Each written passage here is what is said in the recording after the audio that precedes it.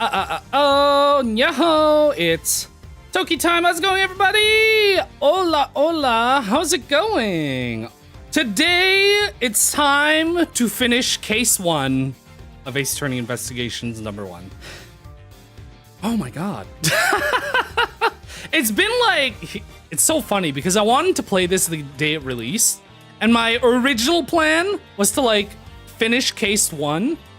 Because usually in Ace Attorney games, case 1s are pretty short because it's the tutorial case. But I feel like cases are like a bit longer in this game.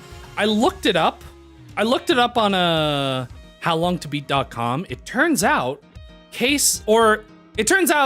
the first game out of these 2 games takes around 24 hours to beat, which is insane. And I'm also like actually reading everything out loud and going through every option, so I don't know how long this is gonna take. Like case 1 already, it took into the second stream. But yeah, it's time to continue. Oh my god, I'm so tired. It's not that I didn't get much sleep. I went to sleep like an hour or 2 later than I usually do, but good thing for me, I had some coffee. Okay, actually, give me 1 second. Because I just realized I forgot to... I have to like tweet this out and everything. I forgot to do that while the thing was waiting. Okay, I've been so off stream. I mean, I guess this isn't really something I've been doing, but I've been watching because so I've been a Yu-Gi-Oh fan for a really long time. Like when I was a kid, I was introduced to Yu-Gi-Oh. I think it's a lot of fun. I loved the anime and I love the cards. I've been getting like really into Yu-Gi-Oh off stream, not playing it. I mean, it's hard. Here's the problem with Yu-Gi-Oh, modern Yu-Gi-Oh, is it's hard to like get back into. Because like obviously it's really expensive and the complication creep has gone up significantly. So there are a lot of really, really complex cards and combos. So it's difficult to like step into Yu-Gi-Oh if you don't know what you're doing. So like I have no idea what the current state of the game is, but I've just been thinking about Yu-Gi-Oh a lot. And also like the only place you can play Yu-Gi-Oh right now. So a few years ago, like Duel Links came out, which was like a different format of Yu-Gi-Oh. That was a little bit faster, a little bit less complex creep. And like I played that a lot and it was really fun. I played a Blue Eyes deck. I love Blue Eyes. I still have my original Blue Eyes. I have my original Blue Eyes White Dragon from when the Kaiba starter decks came out. So I really liked playing Blue Eyes in Duel Links. And then Master Duel came out. So that's like the main way people play Yu-Gi-Oh now online is in Master Duel. And like, here's the problem. I keep on saying here's the problem. It has a lot of problems.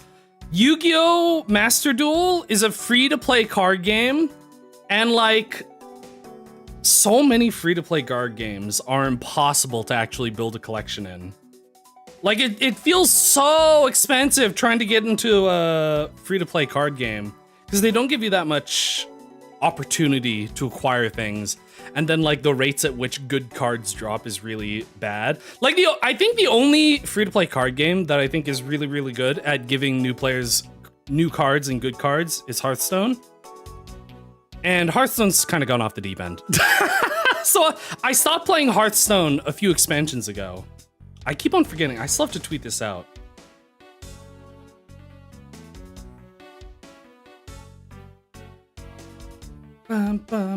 This music's such a banger, though.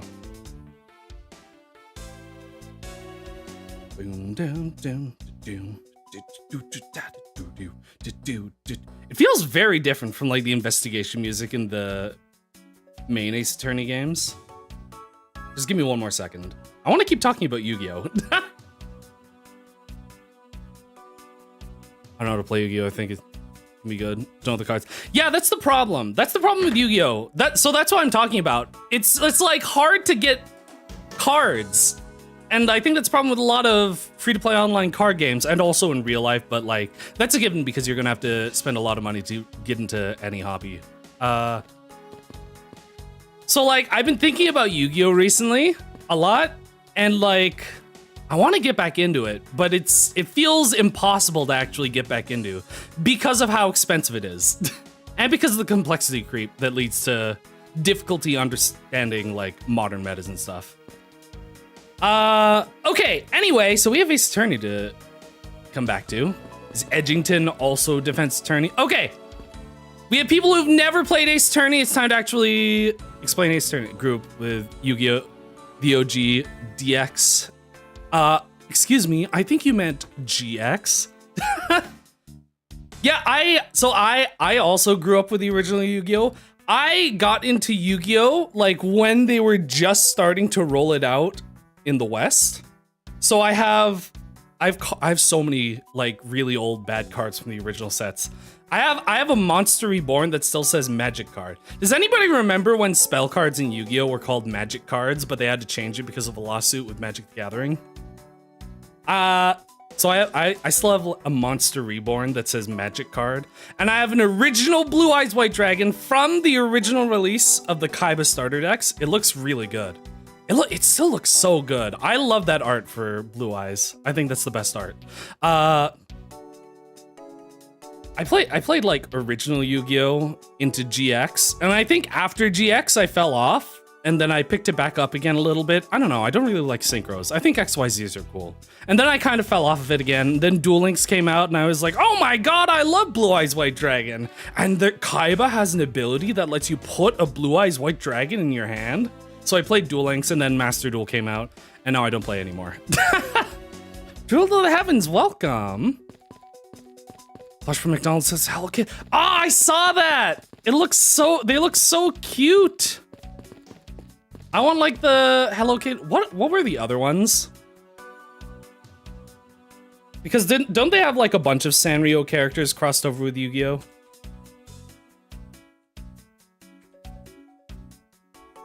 But it's not here, which makes me really sad. Oh my god, Kuromi is Slifer the Sky Dragon? Hello Kitty is Dark Magician. That's so cute.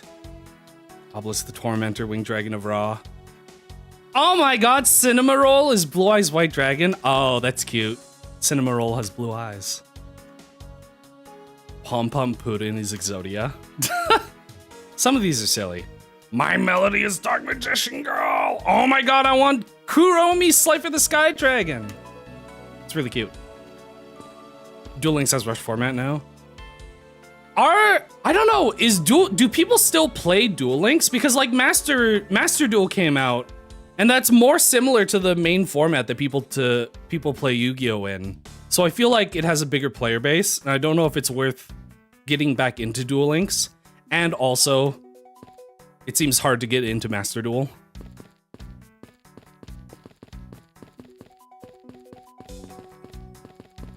Oh yeah, okay, so Ace Attorney, Miles Edgeworth. In the main games, in the original trilogy, Miles Edgeworth is the rival of the main character, who is a defense attorney, Phoenix Wright. Miles Edgeworth is a prosecutor, and they go through this whole character arc, friendship, romance, etc., etc. But they're friends now. This takes place after the original trilogy, so there's going to be a lot of references to the original trilogy games. Which, if you haven't played them, then I guess sucks to be you. But Miles Edgeworth is a prosecutor, so he is not the person that usually defends people that are being accused of a crime. But in this specific circumstance, his friend, Detective Dick Gumshoe, kind of his friend, kind of his employee, was being accused, or I think like he was being accused of the murder that's happened here. I don't know if I can go back in. I won't rest until I've inspected every suspicious looking nook and cranny. I heard this was a thing that he just says a lot. Every time you investigate something. I guess I can't go back in. But he was being accused of this murder, then Dick Gumshoe was being accused, and then this character, who is from the original trilogy and has a crush on Dick Gumshoe, it's Maggie Bird. So in the circumstance that he happens to be around wherever the crime is happening, or like his friends are being accused, he's sort of, I don't know if I would say defending. He's kind of defending them, but since this isn't technically in court, he's not acting as a defense attorney. He's doing his job as the prosecution to investigate the crime. That's why it's called the investigations games. It was Ravel. Oh God, I pressed the button. Oh yeah, so here's like his main, okay. Ace Attorney is so funny because all the lawyers have like a weird magical power. So Phoenix Wright has a magical artifact called a Magatama that lets him see whether or not someone's lying by putting locks that you have to break. You have to like prove that they're lying to break the locks and unseal the truth of the person's heart. And then his protege, Apollo Justice, who shows up after these games, has the ability, oh my God, the explanation for it is so funny and so dumb. The explanation for Apollo's power is he has the ability to, it's kind of weird. Okay, he has like supervision. He has like super high definition vision, and he can like zoom in on people's faces and read their micro expressions to see whether or not they're lying. But sometimes he can't tell that, so he has a bracelet made out of a metal that perfectly fits his wrist, and whenever someone is lying, the metal of the bracelet senses the tension of that person's muscles, and then the metal of the bracelet slightly contracts. So then Apollo feels the bracelet contract on his arm, and that's how he knows if someone's lying. It's so insane. Like, it's so dumb. It's like a weird magic pseudoscience thing. It's so complicated. The metal senses the tension of a person's muscles when they're lying. And then, Athena Sykes, who's in the 2 newest games, has the ability of super hearing, where she can hear the emotions of a person's heart, and she inputs the emotions that she hears into an AI algorithm that then calculates the emotions that she input and turns it into a visual representation of what they're saying. And then, okay, so those are the explanation for the defense attorney's magical lawyer powers in the main games. Miles Edgeworth's superpower is this incredible thing called logic. And how logic works is he recalls 2 different pieces of information and connects them by being intelligent. That's his power.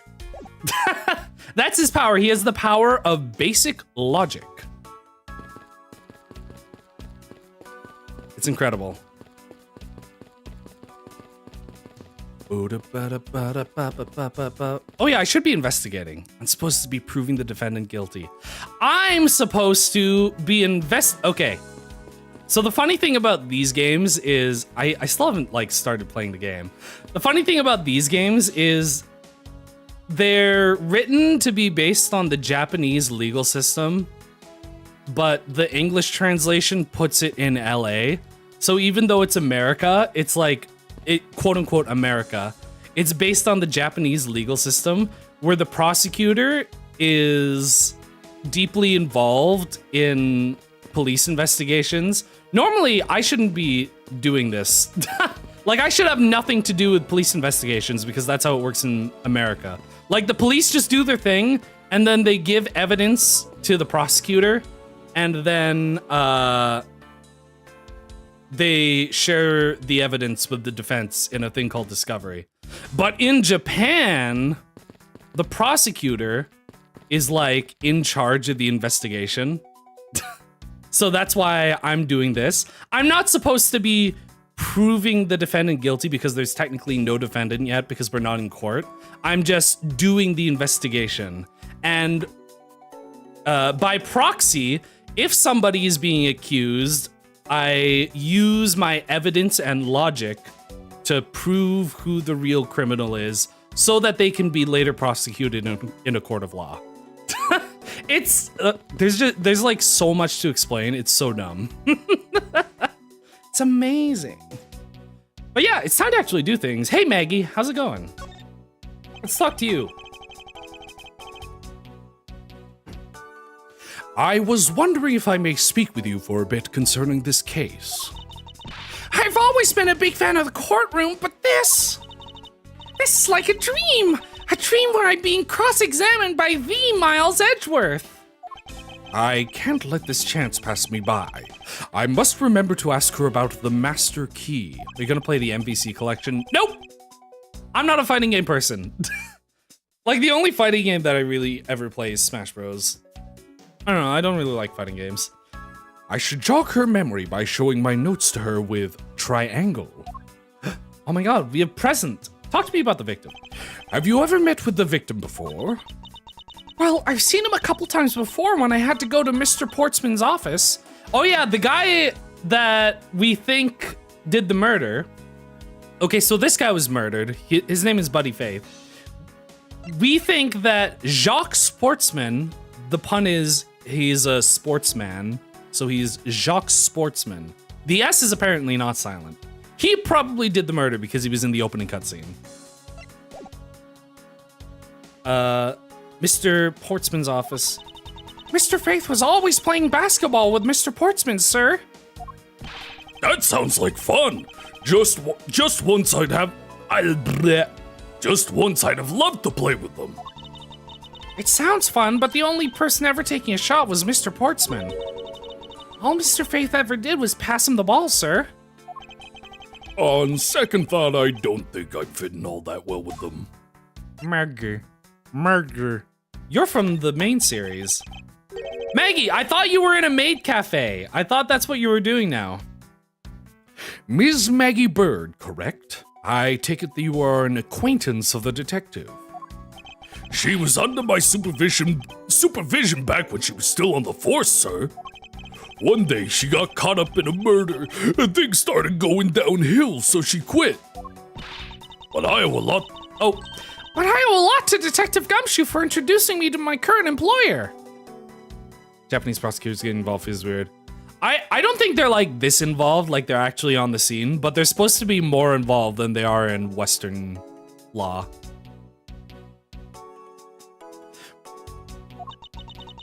Or so I thought until a few hours ago. Right before I was about to clock out for the night. You got caught up in this whirlwind of a case, correct? Don't worry. My whole life has been nothing but a whirlwind of bad luck and failures. Oh yeah, that's her thing. She's like, her gimmick is she's a girl failure. Since I was 6 months old when I fell from the 9th floor. Excuse me?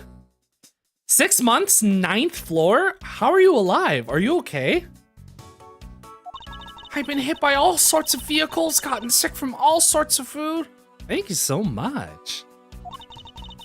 Failed at almost every test I've taken, experienced almost every kind of disaster. And now I even managed to be named a criminal just when I become a security guard. How are you back in the police business? I thought you quit. I'm immortal, sir, didn't you know? That's a lot to go through in one lifetime. I know! And just when I thought I had finally found my happiness, I wind up getting you and Detective Gumshoe involved in my bad luck. You don't need to worry about me, Miss Bird, nor do you need to worry about yourself. I will solve this case and prove your innocence. All I ask in return is for your cooperation. Yes, sir, Mr. Edgeworth. You can count on me. I'll do all I can to help. Present. Present for you. That's a prosecutor's badge, isn't it? By the way, it's tradition for you to always present your badge to every single person you meet in a Nice Attorney game. Also, I mentioned this last stream, but like, did you know that these badges that they have in the games are actually real? Like, in Japan, they actually have these badges for prosecutors and defense attorneys. Security guards, hardly police business. I feel like if you're the security guard for a Japanese prosecutor's office, or Japanifornian in this case. I feel like that's a little closer to police. Also, she's like so I don't even mean that she's going from police to police, but like she was a police officer and then she quit because it's an awful profession for her to be in with her awful luck. So she became a maid cafe waitress. And then she went back into like a dangerous business again. That's prosecutor's badge. Interesting. Despite all appearances, she seems to know more than Gumshoe. With that badge, even I could be a professional prosecutor. I don't know about that. You seem a little bit brain cell-less. I have 2 brain cells, which makes me the perfect prosecutor. Sir, may I please try that on, just for a little bit? I don't think that would be a very good idea. Do you? I guess not. On second thought, they're actually on the same level. They're equally as intelligent. Tell me about the dead guy. I'm just a lowly security guard. I have no idea what goes on in this office that I'm supposed to be guarding. I'm not sure what I should do with that other than to guard it. Oh my god, she is Gumshoe. It's like sigh. It's like talking to another Gumshoe. Tell me about guns. No. Tell me about safes. I guess you wouldn't know.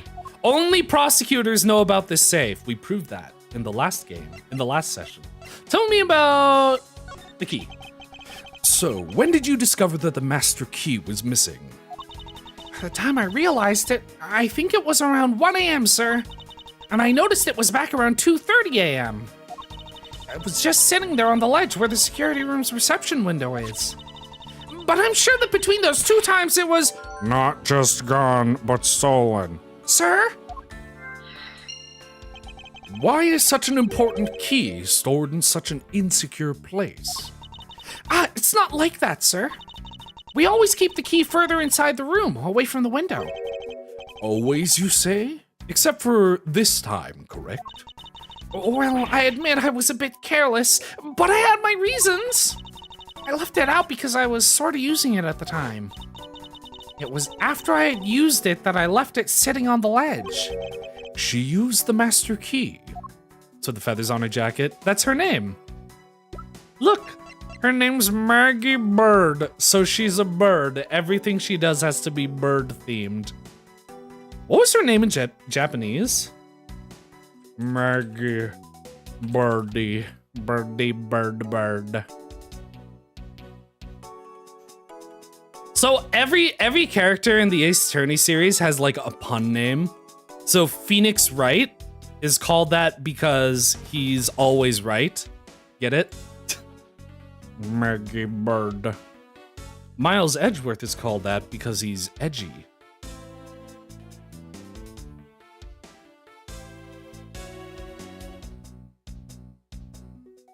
Apparently, oh, that's weird. Her name has nothing to do with birds in Japanese, which is weird because they made her like bird themed.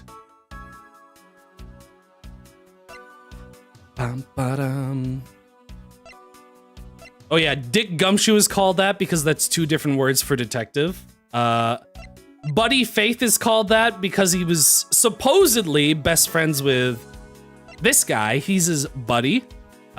Jacques Sportsman, he's like a sports guy. So he's Jacques Sportsman. Like sportsman. While Miles dressed in full pink. Excuse me, that is not pink. That is, what was it? God, I forgot the word. I don't know. For some reason.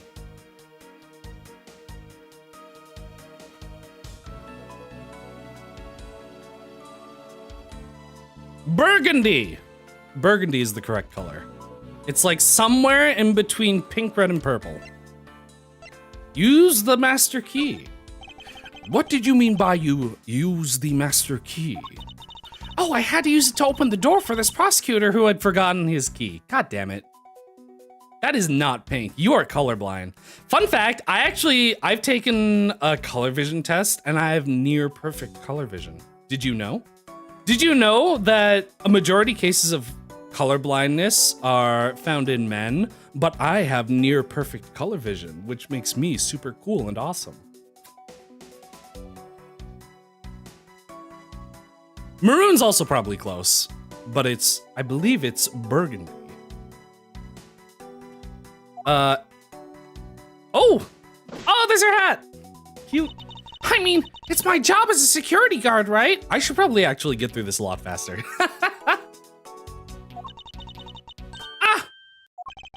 What is it? That's right, I just remembered. The prosecutor who forgot his key. It was Mr. Portsman, sir. Oh my god. What? Please tell me more, Miss Bird, quickly. It was around 12 a.m. Mr. Portsman had forgotten his office key, so he came down to security, sir. And that's when you loaned the master key to him? No way! It's against regulations to loan the master key. I walked with Mr. Portsman to his office and opened the door for him personally, sir. Oh, I was trying to think of why she looked weird in this photo. It's because she's wearing her security guard outfit and not her casual jacket. My Maggie's so cute. Maggie is cute. She's a girl failure. I see. And then, what happened after that? I don't know why my Gumshoe voice is really off today. Wait, I have to do like my thing. The name's Detective Dick Gumshoe. The name's Dick Gumshoe, sir. Mr. Edgeworth, sir. Well, he called for me to come close up his office as he was leaving to go home. That was around 1:30 a.m., I think. So, in summary, for the sake of one forgetful prosecutor, you used the master key twice tonight. Talk about suspicious! I doubt you can say that you've never left your keys at home, Detective. I think this calls for a thorough examination of Mr. Portsman's door. Okay, we have a few things to investigate. First of all, I forgot, what is this guy doing here? So this guy is like the tutorial boss. In every Ace Attorney game, this is the first prosecutor you have to go against. It looks... I always imagine this guy as sounding like, what's his face? He's the one Chinese actor that's in a lot of things. It's the guy that does the voice acting for Poe's dad in Kung Fu Panda. It looks like you're... How do you do his voice again? I'm trying to remember. Poe! It looks like you're in quite the pinch, Mr. Edgeworth. I can't really do his voice. He has a really unique voice that sounds really cool. To be sure, a murder within the walls of the prosecutor's office is no trifling matter. We must find, apprehend, and punish the killer accordingly, post-haste. Shouldn't Edgeworth? They're all prosecutors. This guy, what's his face? This is Winston Payne. The pun is, he winced in pain. And his name is Winston Payne. We're not doing any prosecuting because we're not in court. None of this game takes place in court. This is all investigation. There aren't any prosecutors, there's just arguing with people. If you ever feel lost or need some advice, my door is always open. Oh god, he has so many frames on his bow animation. How gracious. I will keep your offer in mind. Who is this guy again? I'm pretty sure Edgeworth is supposed to be the high prosecutor now. Like he's literally the highest prosecutor. Is everything all right? Yes, sir! If you must know, I weighed myself this morning and I'm finally at 154 pounds. Congratulations, but I was asking about this hallway and this room. I'm going to tickle your chest. Tickle, tickle. Tickle, tickle. I'm going to stroke your tie very gently. Oh, everything's okay, sir. A word of advice. Stay focused or you may start to lose even more weight. Oop, tell me about basketballs. What is a basketball hoop doing here? Hey, didn't this used to be just outside next to the building a long time ago? So when and why was it moved indoors? I don't remember exactly, but I saw one of the officers drag it up here recently. Drag it? I heard that it wouldn't fit in the elevator, so the poor guy had to bring it himself. All the way up to the 12th floor. Tell me about basketballs. What is a basketball doing here? That's Mr. Portsman's prized possession, sir. It has nothing to do with the basketball hoop, you know. I heard he also plays soccer, dodgeball, and even tennis. Not a single one of those sports is suitable to be played in a hallway. Oh, that's it? That's it? The only thing that's here for is for flavor? That's like not evidence of anything? He just put a basketball hoop in his hallway? Tell me about chairs. I won't rest until I've inspected every suspicious-looking nook and cranny. Chair. A well-crafted, high-quality sofa for visitors. You may notice that it has many nooks and crannies. The stitching is excellent. Talk about a luxury waiting area. These babies are great for napping, you know. You would sleep even out here, Detective? In a hallway? Whenever I do, I always wind up dreaming about giving testimony up on the stand. But it always ends the same way. Be getting trounced by a lawyer. Isn't that awful? That Phoenix Wright guy. You know, remember that guy? Hey, Mr. Edgeworth, remember Phoenix Wright? Maybe I should give it a try sometime. To envision myself winning naturally. What's that, Edgeworth? You want to daydream about getting trounced by a defense attorney? Definitely to envision yourself winning and not to have any sort of relationship with the defense attorney. What's this? Oh my god, it's a book. It's the Gumshoe book. Oh!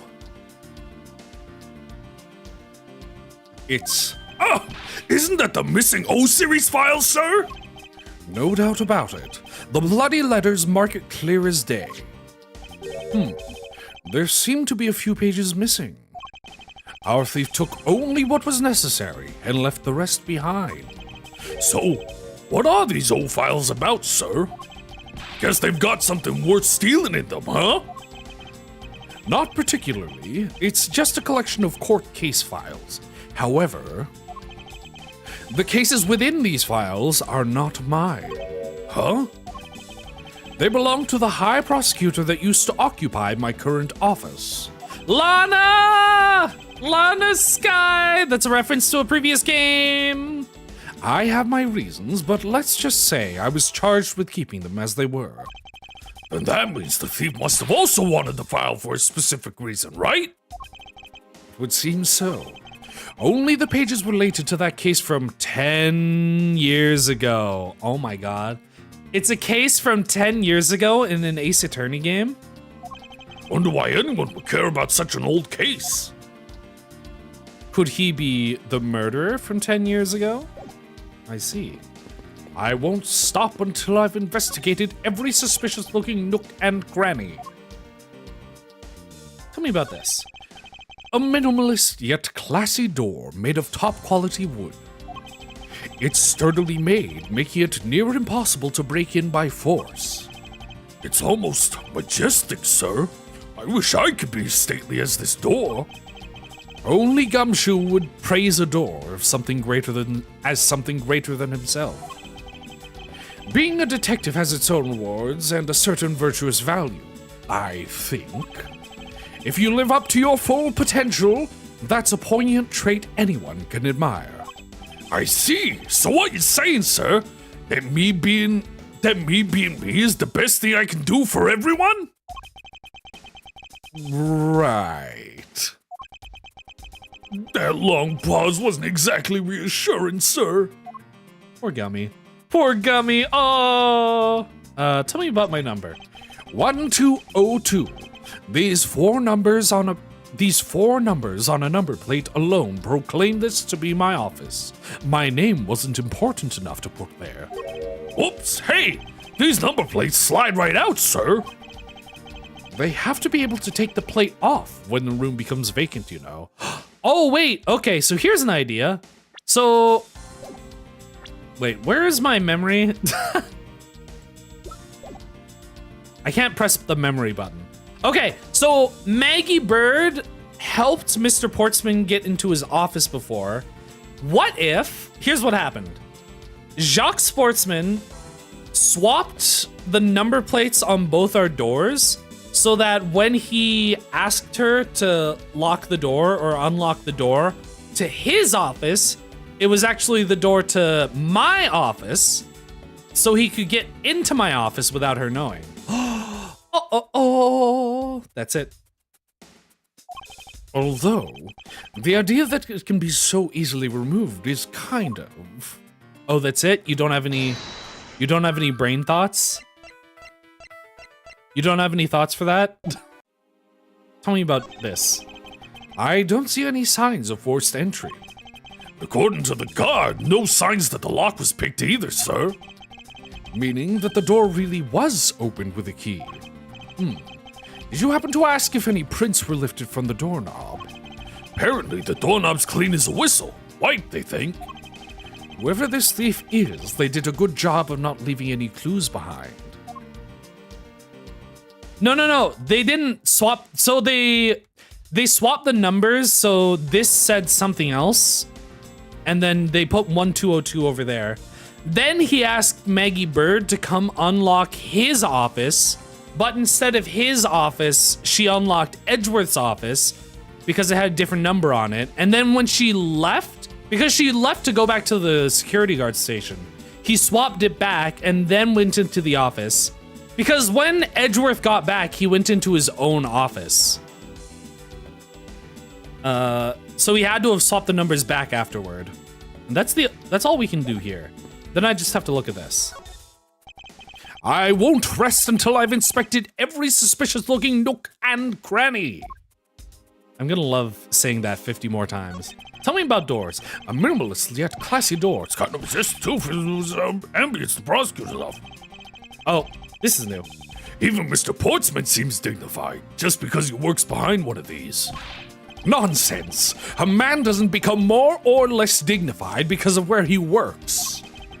Well, he still seems more dignified than Mr. Payne. Mr. Payne? I suppose custodial work can also be dignified. I like the running bit that nobody ever remembers who Winston Payne is.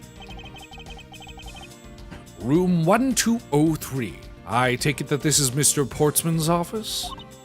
Yeah, you can't mistake it because of that basketball hoop, sir. Oh, okay. So that's what he also did to confuse Maggie, is he swapped the door numbers, and then he also dragged the basketball hoop over to the other door, and then he dragged it back. Oh, that reminds me. Mr. Portsman actually wanted room 1202 really badly. Because he wanted to see what was in the safe. That's why he broke into Edgeworth's office to get what was in the safe. But since you were already occupying it, Mr. Edgeworth, we put him next door, sir. So why was Mr. Portsman so particular about getting into room 1202? I'm not sure, but I bet it's because of something like this. Something like his birthday is December 2nd? Yep, that's gotta be it. That's the only reason why anybody would want a specific office. Oh yeah, Phoenix's name in Japanese is Ryuichi Naruhodo. And then in The Great Ace Attorney, his ancestor is named Ryunosuke Naruhodo. The Nosuke as the second part of your name makes you sound more ancient and samurai. I can think of at least 3. Bah! Why am I even wasting time thinking about this? Tell me about doorknobs. The door is locked tight. I bet the old credit card trick wouldn't work here, huh, Mr. Edgeworth? This is the office of a high prosecutor, detective. These doors would be pretty ineffective if the average cat burglar could get through them. Aha! So I guess only a great cat burglar could get in. That must be who our culprit is. Might I advise you to return that conclusion to whatever pawn shop you bought it from? That's it? Okay. I think we have all the knowledge we need. Time to think. Gah! Brain cell time. Master key was stolen. Use the master key. Okay. Oh wait, this key went missing from proximity.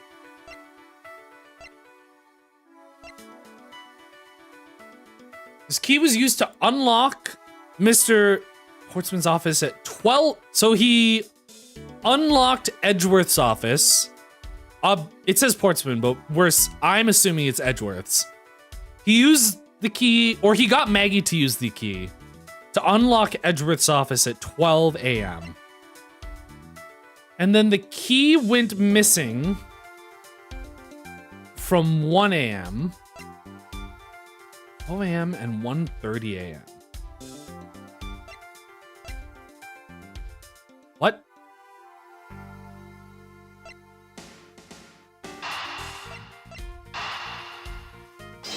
Logic!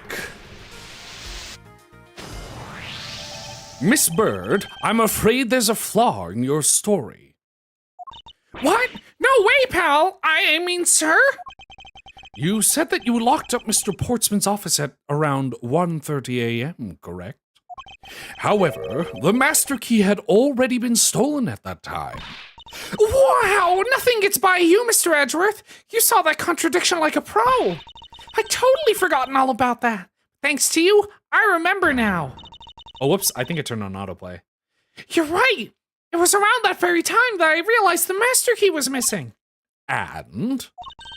Well, I'm a security guard, sir. I couldn't just admit to losing the master key, could I? So I pretended to lock up his room, sir. So she unlocked Edgeworth's office. Jacques went in to do whatever it was, and then stole the key at 1 a.m., and then she went and pretended to lock the door at 1 a.m., and then the key was returned at 2:30 a.m. We also have two different people going into the room. Like, Buddy Faith went into the room, and Jacques Sportsman went into the room. And we don't know what order that was in, and we don't know why both of them went in and Jacques murdered Buddy. But now the timeline makes sense. You pretended? Yeah, I used my house key and made it look like I was locking up, sir. So, in actuality, you never did relock the door then? Oh, well, I thought that maybe I could go lock it after I found the key. And come to think of it, I guess the store still hasn't been locked properly. Wait, didn't Edgeworth have to unlock his door? So Jacques would have locked the door while the key was stolen. And then Edgeworth came home and unlocked the door. Can I do more logic? Is that possible? Nope. Can I talk to you? Present for you. This. I've had to open Mr. Portsman's office up for him a number of times before. Also had the chance to see the inside of his office on a number of occasions too. He's got shelves upon shelves of sports memorabilia and trophies and awards in it. To the point where it's almost beyond gaudy, sir. Maybe I just feel that way because I'm jealous since I don't have even a single one. Don't say that, Maggie. I'll make you a special God of the Month award just for you. Thanks for trying, but I've already got a mountain of consolation prizes. No! She's so sad. She's so sad, girls. They're proof of just how unbelievably unlucky my life has been. Plus, getting an award from you just isn't the same as getting a real award, sir. You're a doofus. Don't call me a doofus, even though it's true. So, when did you... Okay, this is the same. This is all the same. Okay. Oh yeah, did I ever present this? Okay. Gumshoe. Yes, sir. You've interest talking to a witness, ace investigator. That's a new option.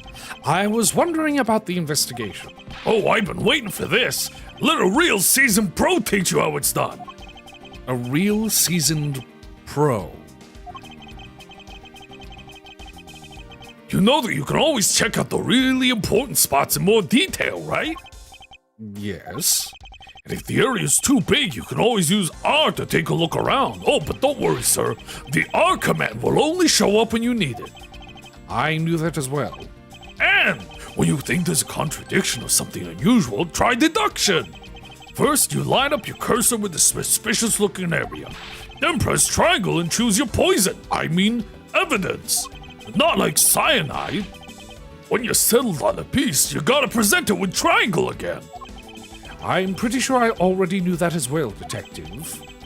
Well, if you can remember all that, then welcome to the world of pros. I dub you Ace Investigator, class dismiss. And all I wanted was an update about the investigation. I want nook and cranny. I just realized. Probably have to do something. First of all, It's Mr. Portsman's personal basketball hoop. I can't believe you put something like this in the hallway of a prosecutor's office. But you know, it's actually pretty useful, sir. I haven't gotten lost trying to get to your office since it's been here. How long have I had the same office and yet you still managed to get lost? okay, here's my deduction. Is this spot somehow connected to any of the evidence I hold?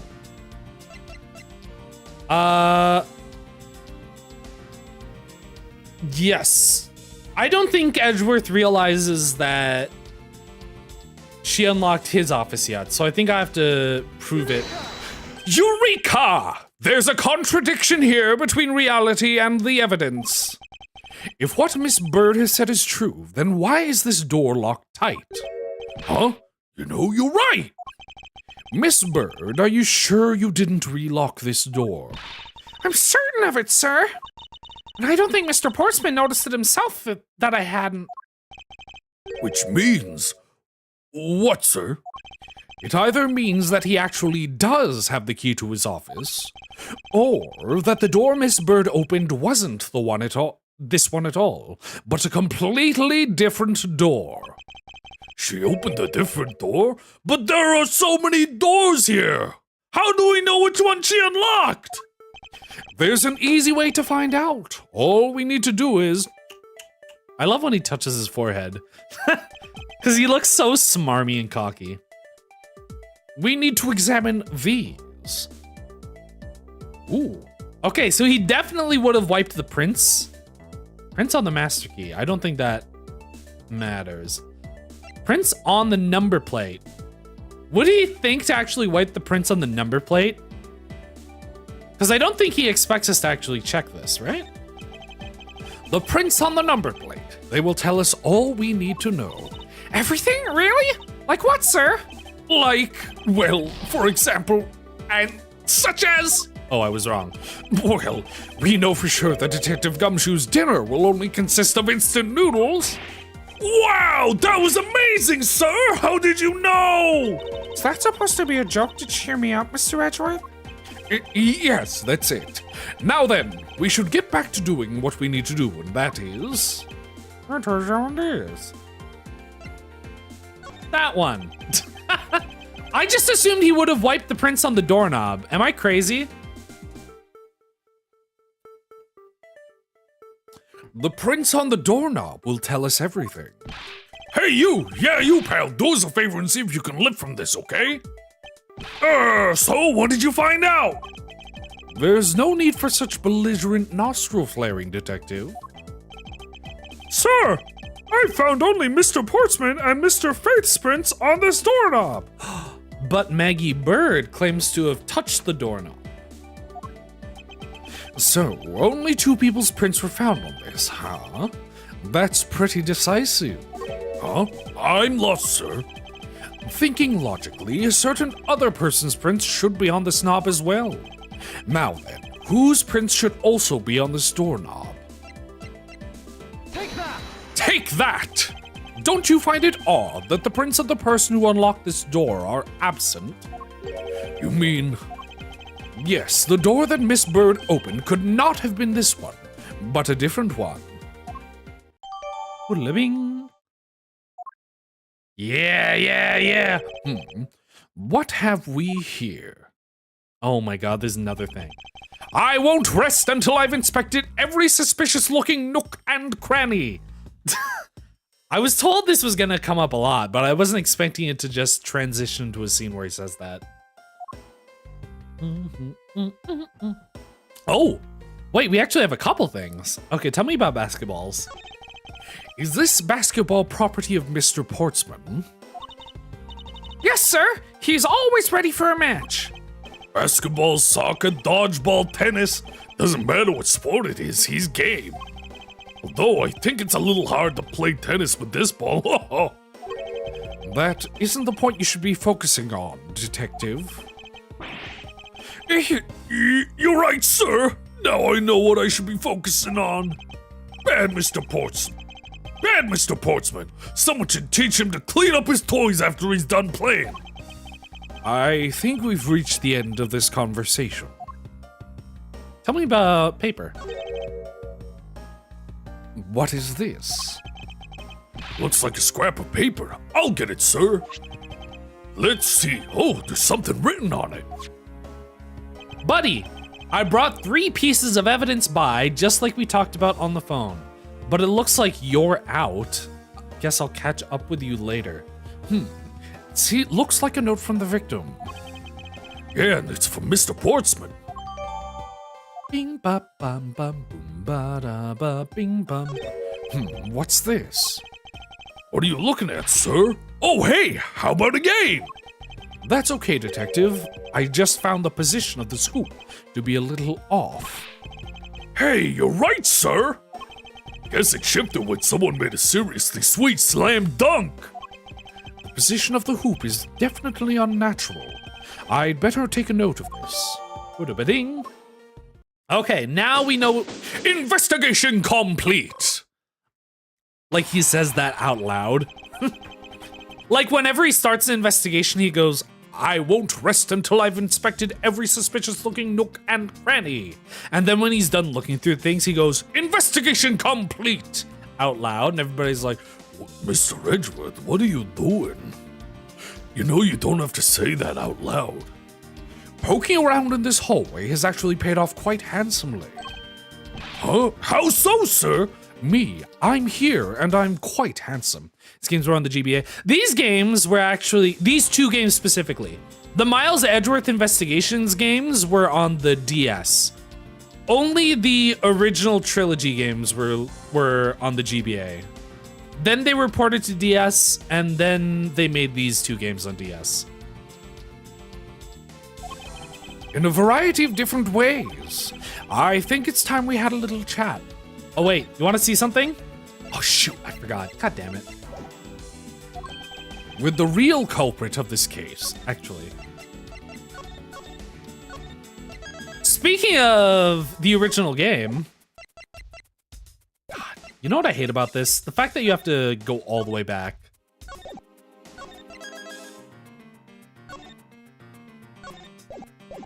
You have to like go all the way out to the menu to do this. Let's turn on the sprites for a little bit. Yeah, I love the new sprites, but also I want to see the game with the old sprites. Let's just do a little bit of this. Let's do a little bit of this. Show me some more of this game with the old sprites. Ah, look at them. Oh, it's so funny. Because like what they do in the games is I think they like draw or paint the original backgrounds and then they downscale it for the DS. But since this is ported to the PC, the backgrounds are like less downscaled than they were on the DS, but the sprites are still pixelated because they were drawn in pixel art. So it's like kind of weird. You know who the killer is? Wow, Mr. Edgeworth. as long as my logic is sound, then yes.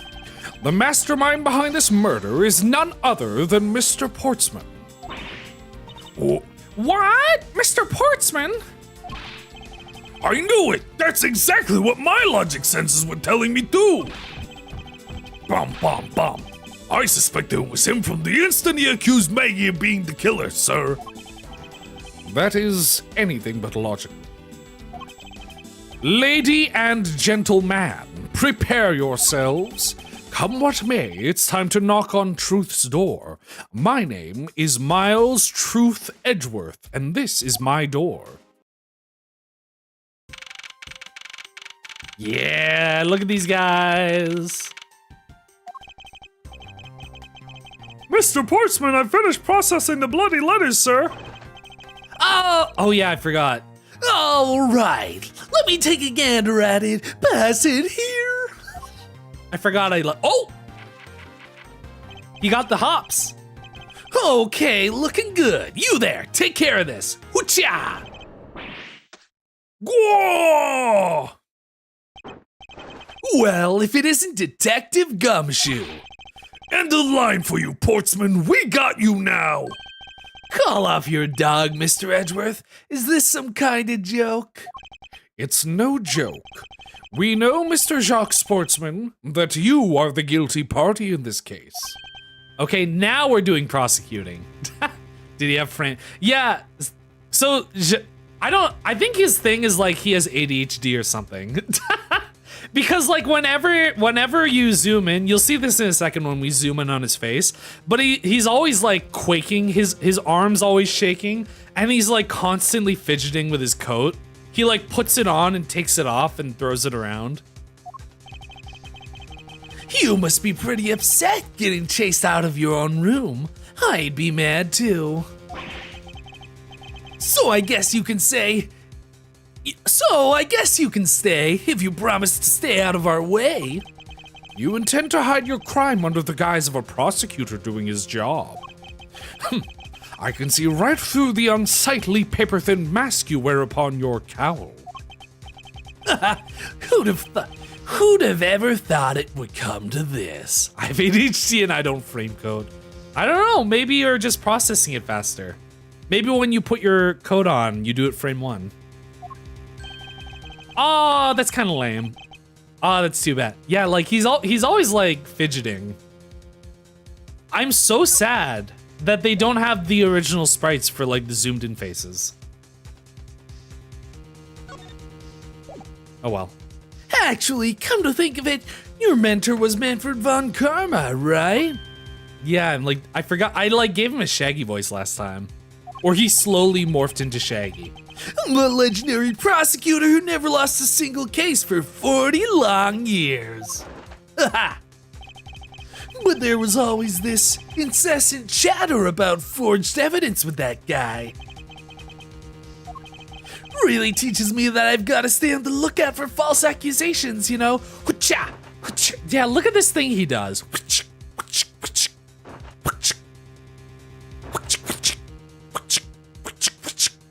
He's always fidgeting with his coat. It's so weird. Like, I don't get what that has to do with the sports theme. Are you done trying to play mind games with me? Because they won't work. No matter how much you flap your coat, I will not get distracted. The only thing you should be using that mouth of yours for now is explaining yourself. And the only thing you should be using that coat for is defending yourself from the rain. Although that too will only dig your hole deeper. Either way, your game is up. Well, aren't we full of ourselves, even though you have yet to prove anything? Here we go. Argument time. Mr. Portsman's rebuttal. Oh, let's go! Is this pursuit? I have no idea what sort of harebrained idea you have in mind, but there's a mountain of evidence that points away from me being the culprit. Besides, how, may I ask, do you propose I unlocked your door and got in here? Look, I feel bad doing this to you, but I've got work to do, so we're done here. Oh, okay, that's it. Sorry, but we are not finished yet. Boy, you're stubborn. I suppose you're basing your accusations on something? I'll show you what I'm basing my accusations on. With evidence, I assure you, my accusations are quite based.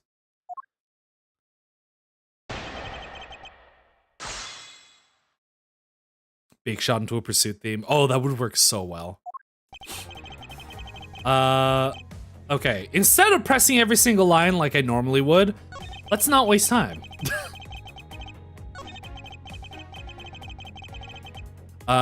Let's start by pressing here. Hold it! Unfortunately, I believe I have already shown how earlier. Your speculations mean nothing, as I still insist that I could not gain access to your room. What should I do now? Should I raise an objection? Raise an objection? You claim to have had no way to open my door. However, is that really the honest truth? All right, I'll humor you. Go ahead, shoot, big shot. Very well then, I propose that you use this to open my door. Does this count? No. Master key. Take that! I believe you were able to open my office door with the master key, no less. Objection! Wait. Hold on for a sec. I never laid a finger on that key, as you already know. Precisely. You were able to open my door without lifting a single finger. Without lifting a singing finger. Well, maybe you did, but only to direct. Like this! He does that thing where he waggles his finger up and down. Whoops. That's right. You used your finger to direct this person to open my door. Can I say the wrong thing? Can I say Gumshoe? Take that. You asked this person to open the door for you. Objection! Let me ask this in return. How and why would that person have the master key? Huh? I'm so mad. That was careless. Stay calm and think about it one more time. The answer is nearby, I just know it. So, what were you saying? That's right. You used your finger to direct Phoenix Wright, defense attorney, to open my door. Take that. You had asked Miss Bird to open your office door for you, yes? Yeah, I kind of forgot my key at home. Happens a bit too often for my taste, you know. But the room you had Miss Bird open at the time was not your own, was it? Why do I imagine Miles doing? Yeah, like he's always like tapping his finger on something. Like I love his animation where he has his arm crossed and he's like always tapping his finger. Oh, what? Maggie, why are you over there? It's so funny because there's so little screen real estate, so they can only have 2 people on either side of the room. So Maggie's just there next to him. You have quite the imagination. Look, now I have a quirky sidekick too. But why don't we ask the girl herself whose door she opened, shall we? I'm certain it was Mr. Portsman's door, sir.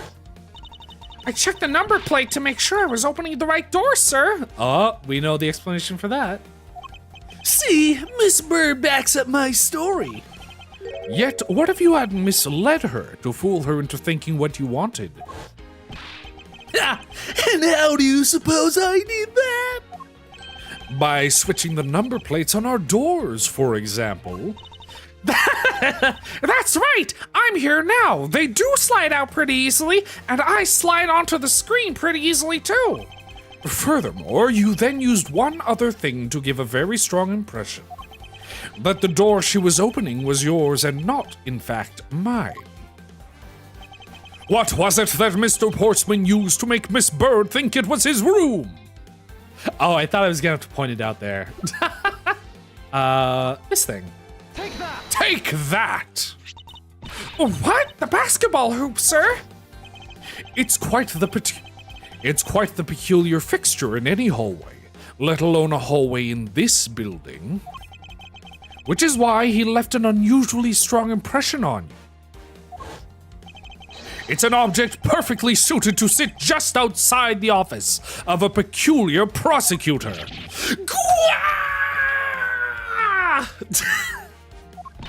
That's very true, sir. Why she keeps like running across the room. Whenever the camera zooms, pans back and forth, she goes like, ha, ha, ha. That's very true, sir. Because there was a basketball hoop. Oh, there was a basketball hoop sitting there. I thought the door I was opening had to be Mr. Portsman's. There are signs that the hoop had been moved. To sit it in front of my office, to be sure. I see. So that's how you throw suspicion on people. Thanks for the tip.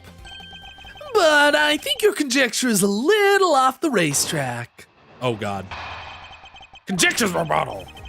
Now you're just spouting nonsense. I had the girl open my office door. After that, I was in my room the entire time. You don't have a single reason to suspect me. So, he intends to claim his innocence to the end, does he? I'm as pure and innocent as my jacket. And Miss Bird is as dirty and guilty as the jacket she wears.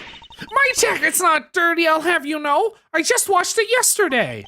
Please calm down, for I intend to show who is the one truly covered in slime here. Are you ready for some slime ASMR with me, Miles Edgeworth?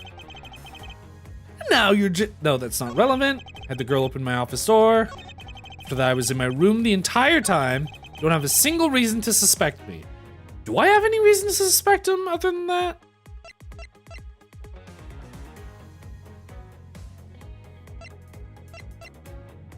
This.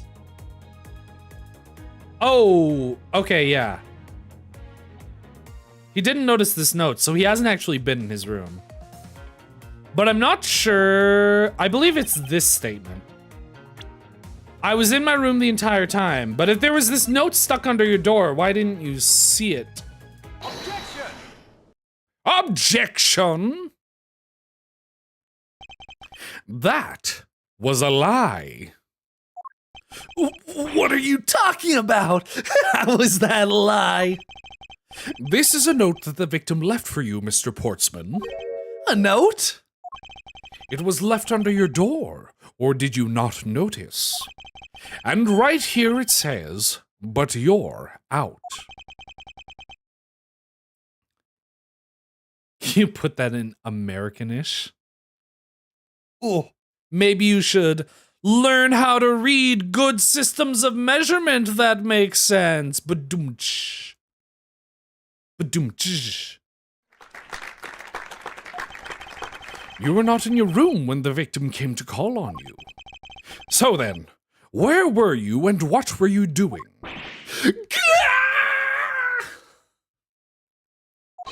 Shall I explain it in full detail for you? You were busy snooping around in my room, the very room you had Miss Bird open for you. objection! That's just nonsense. You have no evidence that I made the girl open your door for me. Oh, but I do. I have very decisive evidence. No way! This is proof positive that you had Mr. There are no fingerprints on your doorknob. Take that! I had your door dusted for prints. My door? What for? Come on, I bet you didn't find anything. You sure are good at wasting time. You're right. I didn't find anything. And definitely not Miss Bird's fingerprints. Her prints? What do they have to do with anything? Let's put it this way. If she really was the one who opened your door, then her prints should naturally be on the doorknob she touched. Yuck! Further, all of the prints on my office door's knob have been wiped clean off. I can only assume it's because Miss Bird's fingerprints were on it. Don't you think it's time you gave up your little charade? We know you stole into my office with the intent of stealing something from me, and Detective Faith found you out. Possibly because he heard sounds coming from a room whose occupant was on leave. Mr. Portsman, you killed Mr. Faith the Silentherm. And I had the misfortune to return when I did. You had to threaten me as you escaped. As I said when you had the gun to my back, no one gets away with committing murder in my office.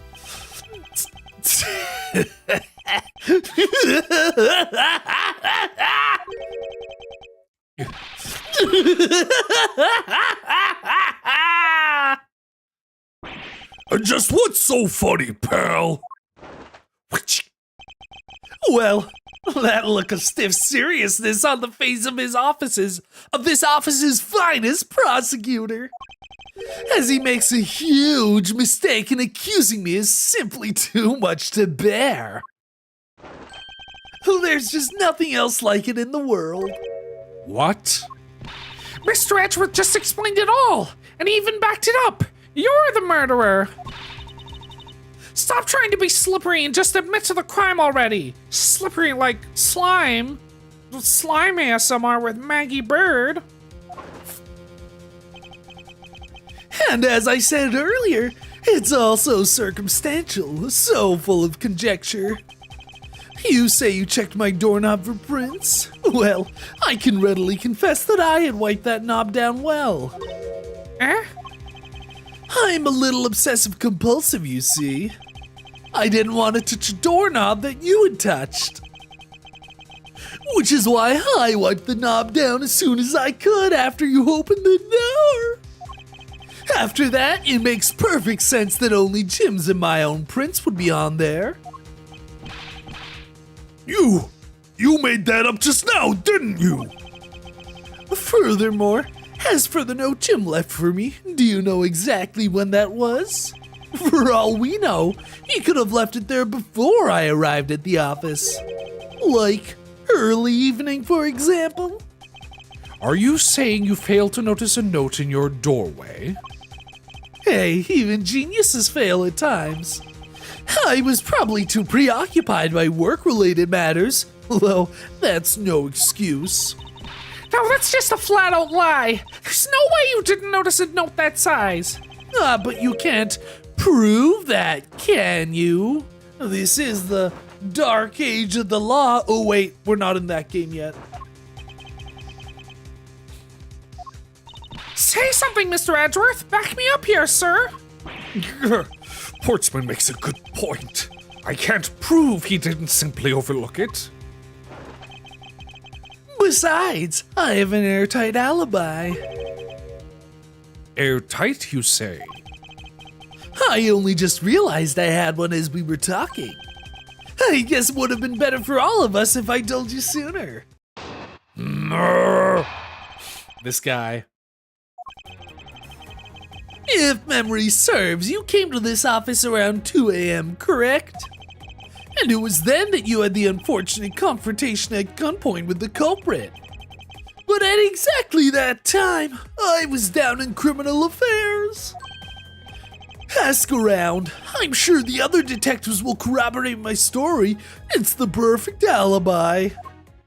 Huh. Do you really think it's that perfect? Like I said, I don't care. Ask around all you like. You'll see for yourself.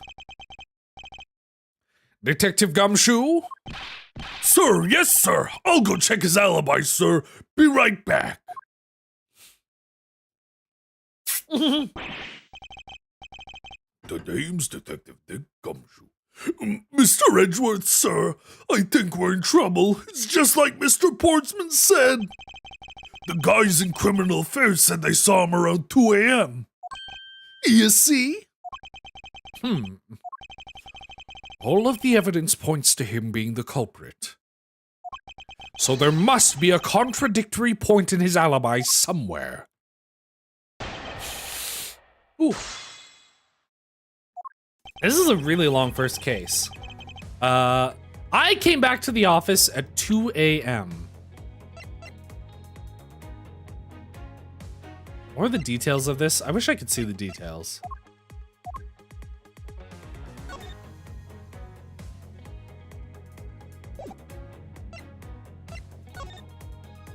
Oh, hey, I can zoom in on this. That's fun.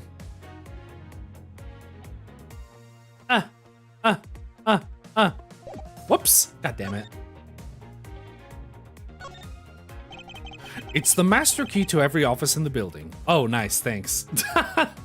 Good detail. What else can I actually look at other than the gun? Oh, yo, wait. Oh, he doesn't have a number. Each prosecutor's badge is engraved with the number of its owner on the back. He does have a number, but they didn't write it. Numbers, as if we're not human on the inside like everyone else. I'm not a robot man, no matter what you say. Memory serves, you came back to this office at 2 a.m. I guess. It was then you had the unfortunate confrontation at gunpoint with the culprit. Can you tell me more about what you think about this? Hold it. It is as you say, however. Yes, however, you're the only one who claims to have bumped into the culprit. So tell me, did you see the person's face? Was it me who you saw? It was pitch black, so I couldn't actually see. Objection! Oh, come on now. I'm sure you saw something. Try a little harder, why don't you? I'm beginning to feel like I'm the one being interrogated here. Oh well, it doesn't matter if you remember or not.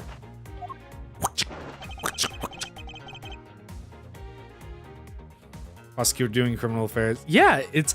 Don't you know? Obviously, the prosecutor would be there in Japanifornia, where we eat hamburgers and sit under the traditional American kotatsu. It only matters that you ran into the culprit. Were you? Hold it. So you paid the criminal affairs department a visit? Yup, right after I left the prosecutor's building, I headed straight for the precinct. Oh, that's it. Ask around. Hold it. Well, we did go and ask around to confirm your testimony. And it was just as I said, right? Yes, sir. A number of detectives said they saw you at around that time. See, I had the perfect alibi. That's the ace I had up my sleeve. Yeah. Portsman's alibi may seem perfect at first glance, but I know there's a hole in it somewhere. I'll prod around and find that hole. All I need to do is press him and see what comes of that hole. How do you know I came back at 2 a.m.? You're correct, it was around 2 a.m. Are you sure? It's really important to me that you're spot on with the time. I remember checking my watch then and make no mistake, it was 2. Oh, giving me testimony like a pro. Okay, so you came back to your office at 2. Impossible! He actually does have the perfect alibi! That's so funny. I love whenever Edgeworth gets flustered. What's wrong? Why the sudden sullen look on your face? Can't you say something back, Mr. Edgeworth? I think we've reached the end of the line and it's time to get off this crazy train. You there! Oh yeah, I forgot. I was playing in pixel art form.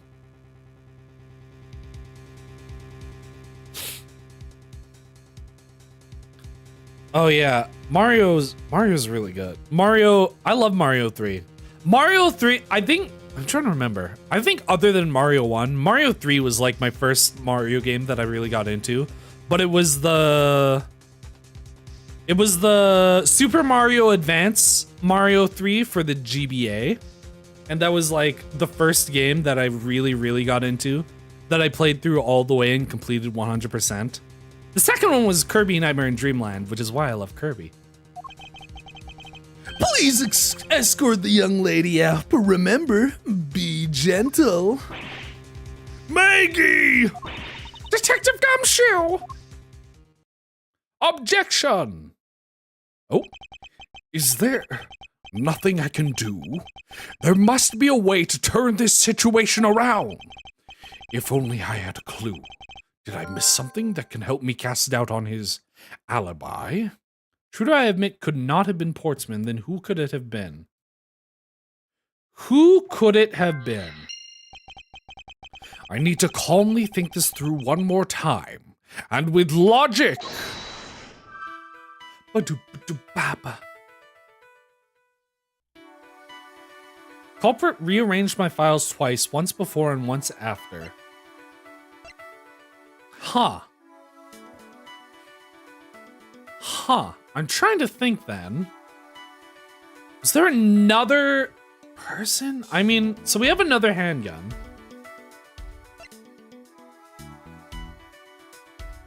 Okay, so here's what I'm thinking. So if there were two different people, so there was Buddy Faith, who died first. I mean, I don't exactly know the order of events in terms of what happened before Edgeworth arrived in the office, but Buddy Faith was murdered by Jacques Sportsman, and then he left, and then he was down at Criminal Affairs. And then Miles Edgeworth enters his office, and while Portsman is at Criminal Affairs, another person enters. Also, the gun at the scene of the crime only had one bullet gone. And that's why there's another handgun, because a second person came in with a second gun and shot this, firing one bullet. So two different guns that shot one bullet.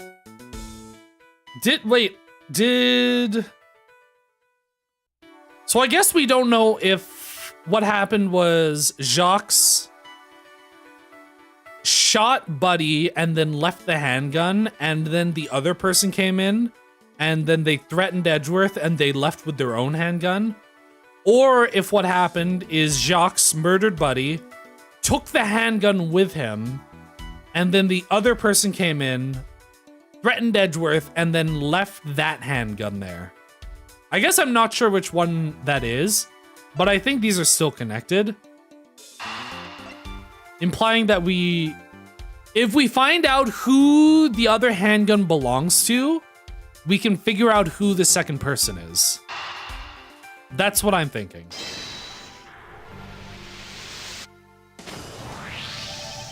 There were two bullets left at the scene of the crime. One that robbed Mr. Faith of his life, and one that nearly robbed me of my jacket. My favorite jacket. However, the murder weapon only shows signs of being fired once, meaning that it is entirely possible that a second gun was used in my office tonight. But seeing as how the killer had to steal Mr. Faith's gun, I doubt the killer had another gun up their sleeve.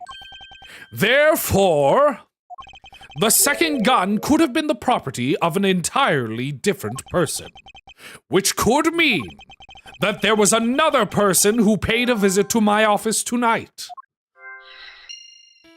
A second shooter on the grassy knoll. Okay, now we have this. That's why there are two different people that look through the files.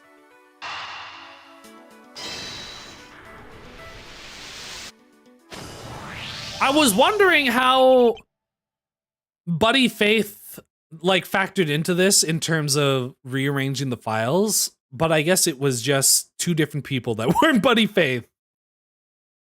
Supposing there was yet another visitor tonight, that would also resolve the issue of why my shelves were upended twice. We know that the shelves were disturbed once before and once after the murder, so it shouldn't be much of a stretch to think that it was the work of two different people. Once by the person who stole the victim's gun and then killed him with it, and once again after the murder by our second culprit, who was the owner of the second gun. Oh my god, it's a scary guy. If we suppose that the second culprit's gun was the one that was pointed at my back... Objection! Mr. Portsman, it seems that I need to amend my assumptions regarding this case. Great! So you finally come to your senses! Mr. Edgeworth! Sir, what are you saying? This has been a big misunderstanding on my part from the start. I had assumed that the person I ran into was the killer, but that may not be the case. What do you mean? The person I ran into was just your average thief. A thief? But sir, doesn't that cause some sort of contradiction in the facts? Not at all. It simply means that the killer was someone else. And it means that in actuality, 2 culprits stole into my office tonight. What do you mean two? It explains why my shelves were disturbed twice and how there were 2 guns. Mr. Portsman tricked Miss Bird and gained entry into my office. Objection! Now you're just leading the argument. You still don't have any actual proof, you know. If you could please go along with my hypothetical scenario for now, Mr. Portsman. In the end, if you are really innocent, you should have nothing to worry about. Now then, returning to my scenario, Mr. Portsman was out to steal something from me, which is why he checked my secret safe and ransacked my shelves. This is the first time. So then, this would be when the files were put back in the wrong order, right? Correct. And then, just when he was about to look somewhere else, who should walk in but his own partner, Mr. Faith? But why did Mr. Faith come into your room, sir? He probably had bismuth with Mr. Portsman, which is why he was in the area. But that's when he noticed sounds coming from my office, would be my guess. Oh, because you were supposed to be away, right? He must have thought it was odd, so he came to this office to check it out. Correct. And as a detective, that was the right thing to do. But when he came in, he found his own partner standing there. Because it was Mr. Portsman, Mr. Faith probably let his guard down. But Mr. Portsman was not so merciful as to let him leave alive. He waited for a chance and stole Mr. Faith's gun from him, and then... bang! He killed him. He silenced Mr. Faith for catching him in the act of stealing.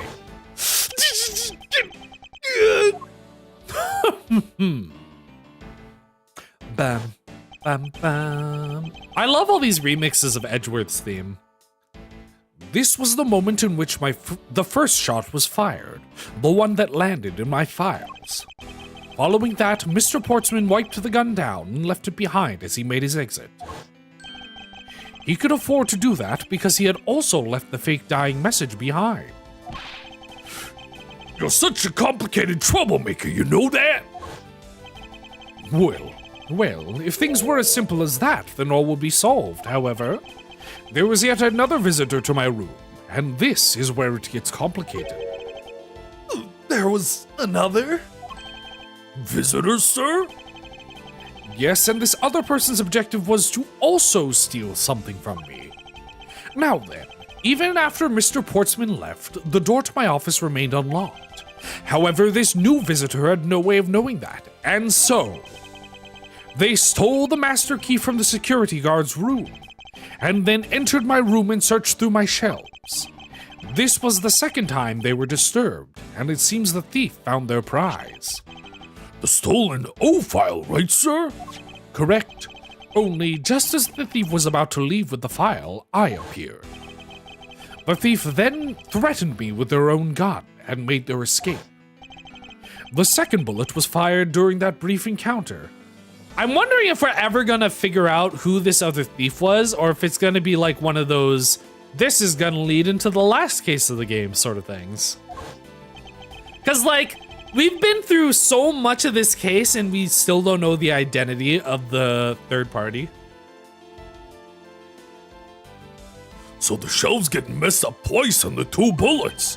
It's all because 2 different people were doing those things at 2 different times. Precisely. So now do you see, Mr. Portsman? The person I met was just a thief and was not, in fact, Mr. Faith's killer. Your alibi for the time frame in which I ran into the other person is now irrelevant. Because we now know that the murder took place during the first culprit's visit. Objection!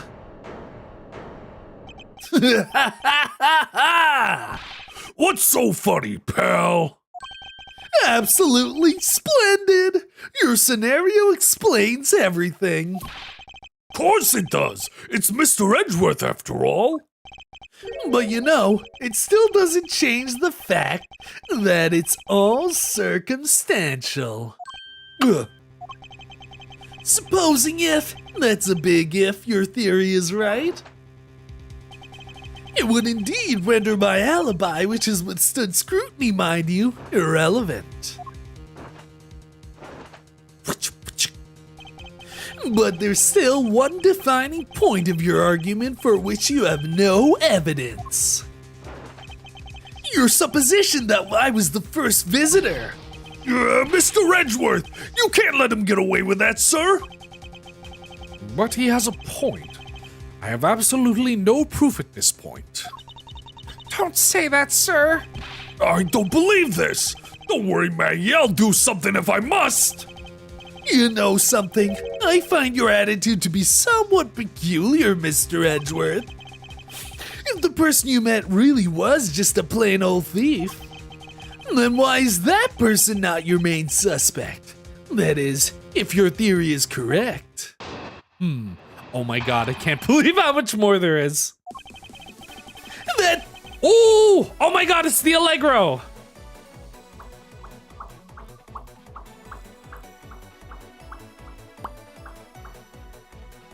That thief you ran into should be your real suspect, wouldn't you say? We should be out there looking for that thief right now. They might still be nearby. I hate to repeat myself, but as I've already said, I was training in my room. And when Jim came to deliver some evidence to me, I was down at Criminal Affairs. So I can't be expected to know what happened around here after I left.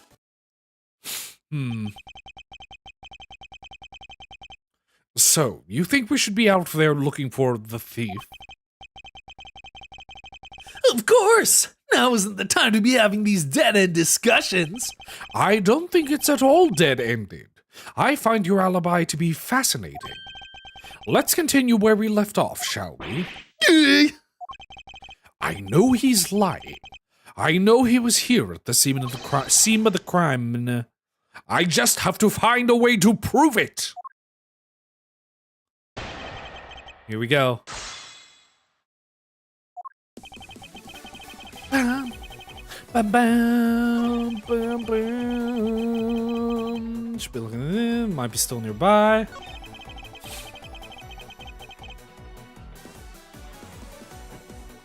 Press me this. Hold it! But according to Mr. Faith's note, Hold on, I thought we already cleared that up. Didn't we just say that Jim left that note for me in the early evening? If you have proof that he left it at a different time, say just before he was murdered. I don't have any, no. You see, so I insist again that I was in my office the entire time. Oh my god, listen to the piano.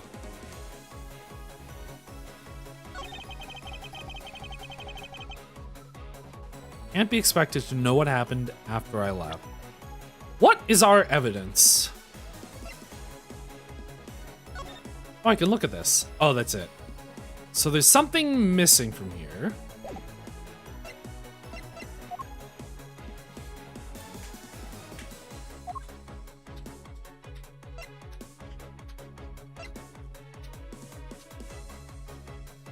Give me a press. Hold it! I can't expect you to know, can I? No, but I guess you can expect me to take a guess based on logical deductions. Oh, then let's see you deduce. Show me your deductions. Jim waited for me to leave, then stole the master key. For the purpose of sneaking into your room, of course. And that's when Miss Bird caught him red-handed and the murder occurred. It's all exactly as I had laid out earlier. I know he's lying.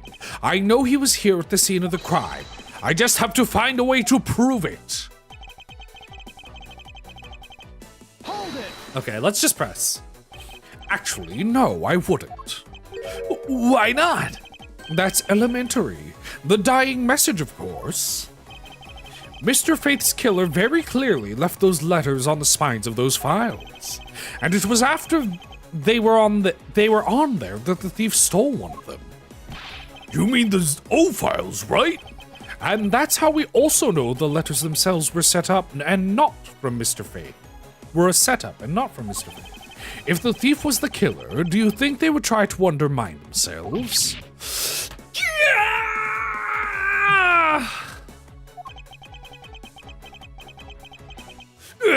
Maybe the killer just didn't think of that either. Yes, that must be it.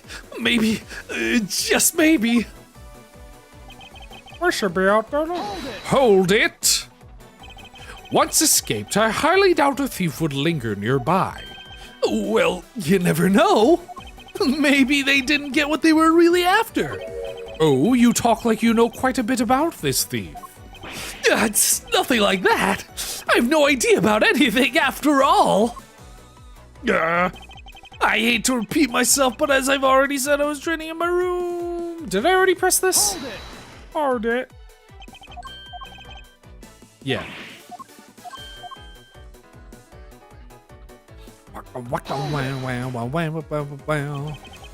Why didn't you go there with Mr. Faith? That's because he said he was tired and was gonna go take a quick nap. You know those sofas in the hallway? He likes to sleep on those. It's one of his habits. And what are the evidence he brought?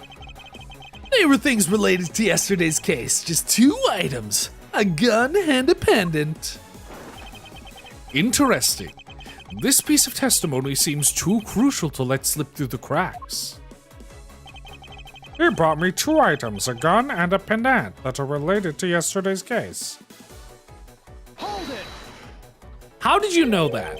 A gun and a pendant? Yes, this gun, which was the murder weapon. And this pendant, which belonged to the victim. And why were you taking them to criminal affairs? There was something in the past case file I wanted to compare these two to. But all this had nothing to do with the case right now. Anyway, I believe you'll find the long paper trail I left to your satisfaction. This is all matching up with what Detective Gumshoe found. You brought me 2 items, a gun and a pendant that are related to yesterday's case. That's wrong because the murder weapon was not a piece of evidence, it was his personal gun. Objection! Oh, that's wrong? Stay cool, Mr. Edgeworth. You're no good when you're all flustered. How did it come to this? Calm down, Miles. Listen carefully and think everything. Oh wait, is this one of those, you have to press one statement to get a new statement, and now that you have the new statement, you can go back and press another statement? Because I do remember he wanted me to prove something with evidence. But I don't think I have actual evidence to disprove anything. If you have proof, yeah, this is what I was thinking of. I think this might be a press one thing and press another thing. Oh, never mind. Gun pendant related to yesterday's case. I brought 3. Oh. Objection! Me when I don't know how to read. You see, I only have 2 brain cells. That's why logic only allows me to put 2 facts together. Only 2 pieces. I believe the proper phrase here is, you fail. Excuse me? You fail as a prosecutor, Mr. Portsman, as you intend to keep evidence hidden from me. What are you talking about? I haven't hidden anything from you. Well, here's a piece I think you should read. Carefully. It says that Mr. Faith was bringing 3 pieces. Yes, and this is the victim's real dying message to you, Mr. Portsman.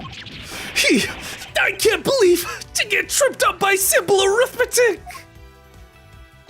Where is the missing piece of evidence? It's... You have it, don't you? Only the guilty would make such a face. Detective Gumshoe? You don't have to say it, sir. I'll pat the guy down from head to toe. What? Don't come any closer! I'm warning you! This is all part of the investigation, pal, so don't even think about stopping me. No! Hey, what's this? That was all going automatic. Oh, autoplay's on. I was like, why is it going automatically? He had this on him, sir. Oh my god, it's the Blue Badger security tape from Case 1-5.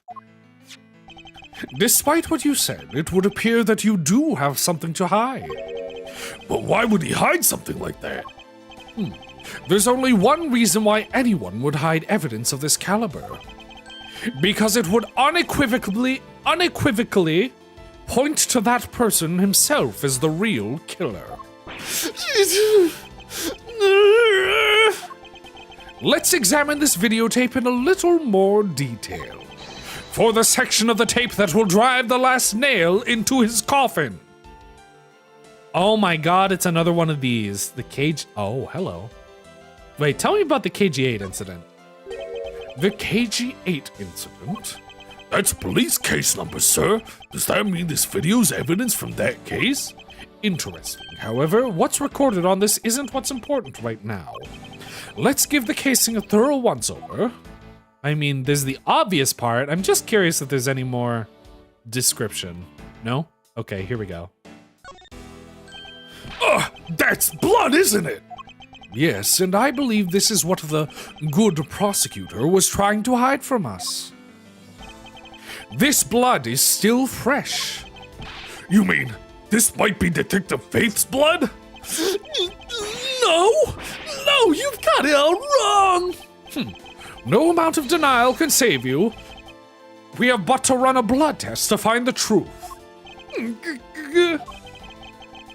You told us you had received evidence from the victim earlier. Now you will tell us when and how did the victim's blood find its way onto this video. Yeah, it's totally suspicious. Was it at the moment of his death? Did Detective Faith have this videotape on his personage when you killed him? You know very well there's no way to prove that. Not even if we were to examine this tape for fingerprints? If I had to take a guess, I'd say that the only ones on here would belong to the murderous you and Mr. Faith. No, impossible!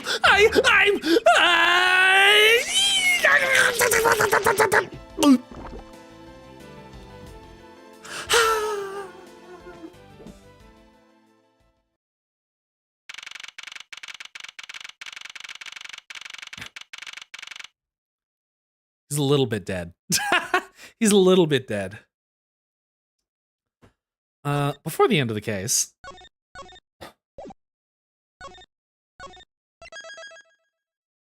Before the end of the case, let me just switch back. Let me just head into here.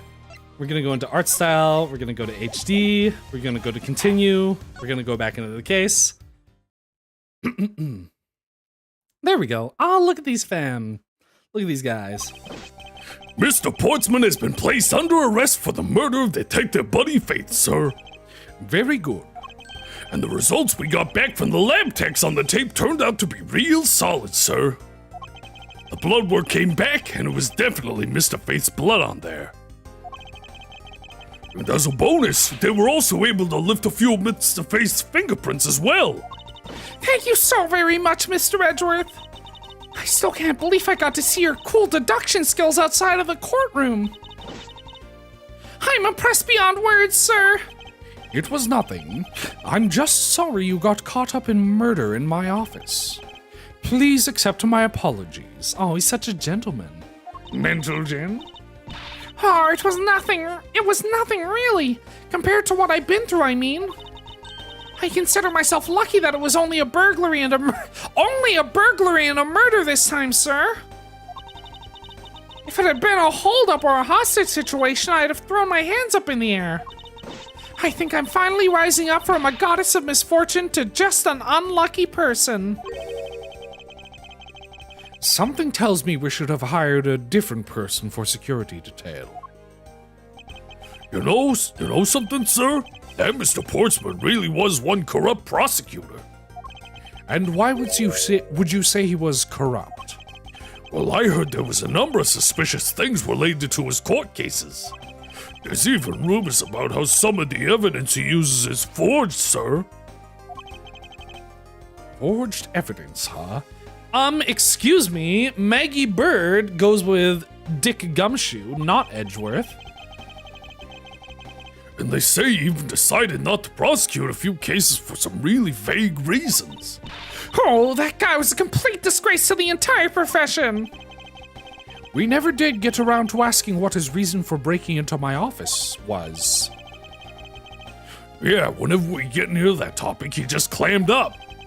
Although, we can be pretty certain that it was to steal something.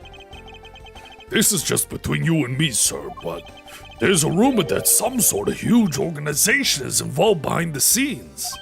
Oh, well, I suppose we'll just have to find out more about that organization in Case 1-5. With Mr. Portsman not willing to divulge anything, it certainly lends credence to that rumor. It would seem we haven't heard the last of this. Huh? Then Mr. Portsman isn't the bad guy? We won't find out about that until Case 1-5? I didn't say that, but rather that there are still many more mysteries for us to solve. For example, we still haven't figured out the significance of this piece of evidence. I can't save? Oh, I wanted to present my badge. It's this one, right? Because we still have to find out who stole the stuff. Take that! The person who stole this file, the other villain of this night. Yeah, I wonder who it was. And what happened to the stolen pages. I wonder, who in the world was it that held me up at gunpoint? Mr. Edgeworth, sir! Yes? I came across this while I was processing your office earlier, sir. This card. Excuse me? That's not Shelly the Killer. Why is presenting your badge such a meme? It's because, okay, it's like partly writing, partly just really good design. So like your badge is always in your evidence. It's always the first thing in your evidence. Like no matter what the game is, the first thing in your evidence is always the badge. And like, it's not actually there for anything useful. It's just there for flavor purposes. Because as far as I know, in the first game, there's only one place where you actually present your badge to do something. Or maybe two. But like most of the time, it's just there for flavor. It's like, hey, I'm an attorney. Here's my badge, you know? But because it's there, and a lot of the games, it's like a kind of old-ish adventure game. So there's a lot of going back and forth between different people to try and figure out what you should do and like presenting different items to them. So it's like, because it's the first thing that's always there, and sometimes you're not sure what to present, it leads to you getting into organic, natural situations where you're just presenting your badge to a bunch of different people for no reason. So then in the second game, it becomes lore that because that's how the expected player experience is just presenting your badge all the time. They wrote it into the second game that onwards, the second game and onwards, that Phoenix is always flashing his badge in people's faces for no reason. So it's like they started adding more and more flavor text to be like, Wow, gee, you're always presenting your badge. oh, whoops. This card. It's like a really good sort of game design / writing thing. What is it, sir? Is there a bird or something on there? It's not just any bird. It is the mark of the raven. A 3-legged raven. Isn't that what's his face? Isn't that like the Japanese mythology Yatagarasu? Which is also a Yu-Gi-Oh card. Oh my god, it all comes full circle. It's a card of Yatagarasu? Even you should know what this is, Detective. Oh, it's about that thing, isn't it? That great thief everyone's talking about. Yes, it is Mark. Ah, he said it. Oh, I'm so smart. Yes, it is the mark of the great thief Yatagarasu. It's pronounced Yatagarasu. I'm not pronouncing it that way, Detective. Okay, sir, I'm sorry, Mr. Edgeworth. Yeah, Yatagarasu is like a I don't remember specifically, but it's like a raven god or yokai. I think it's like a god. Under the mark of the legendary bird, the Yatagarasu is noble to the end, a modern Robin Hood. Excuse me? What is that? Power Ranger villain ass silhouette. Labeled mysterious and phantom-like, the Yatagarasu appears and vanishes at will. Though we don't know much about this thief's ultimate goal, we do know the targets. Does this have any words on it? No. Oh my god, we're zooming in. Look, there's a pie chart! The Yatagarasu likes to find and make public evidence of corrupt dealings of all sorts. Speedy Times, Mercurial News. The theft is always performed in silence and always with perfection. Once a target is chosen, no dramatic calling card or announcement is sent forth. And yet they somehow have a silhouette. Instead, the chosen corporation is infiltrated without even the target noticing. Some days later, the evidence that was found is sent out to the mass media, along with this single card. Although it has been a while since the Yatagarasu's last appearance. Hey, Mr. Edgeworth, look, something's written on the back. What? Let me see. Is that in English? That's not in English or Japanese.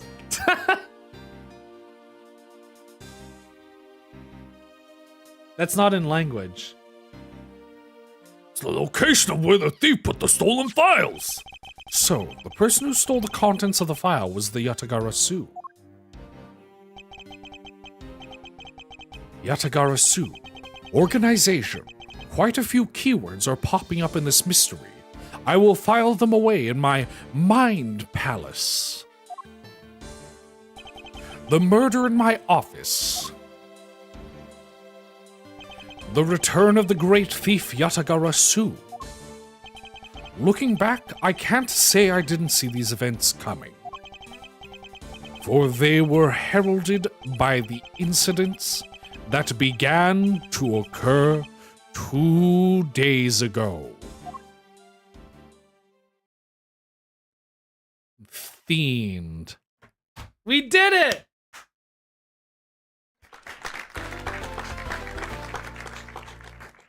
Woo! Oh my god, it's case 1 done. That took 2 whole streams to do. And 1 was overtime even. Oh man. Here's the question. Do we want to look at the opening cutscene of the next case? Or do we want to save it for next stream? Which one do we want? Do we want to look at the opening cutscene now?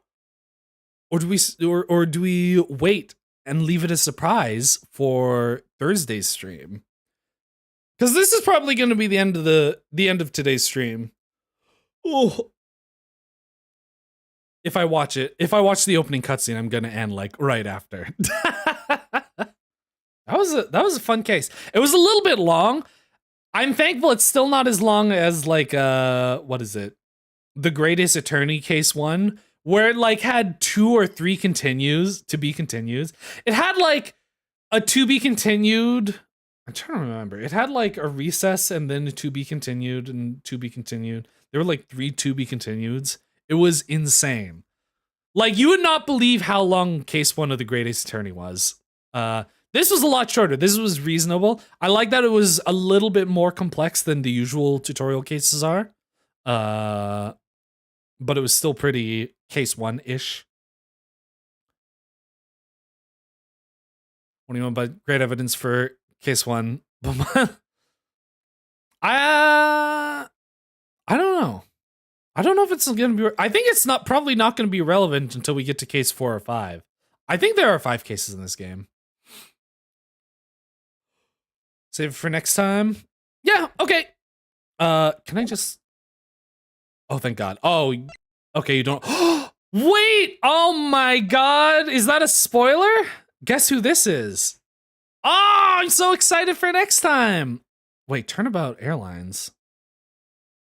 Is this who I think it is? Is this Franziska von Karma? Is this the great Franziska von Karma?